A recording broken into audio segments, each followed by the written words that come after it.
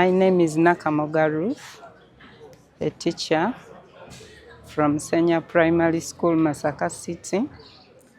I'm very grateful to the government for having sent us a good facilitator in the science kit, a teacher who has done all to make sure that we all put science in practice.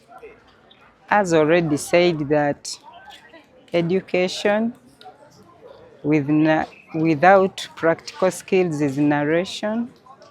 We thank you so much, Riverflow International, for that input and research.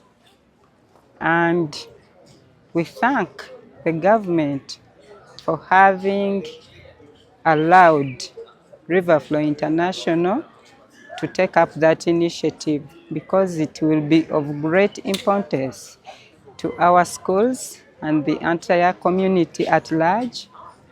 And we urge the government to also bring our friends who have not been with us on board, because it is really of great need to them. Thank you.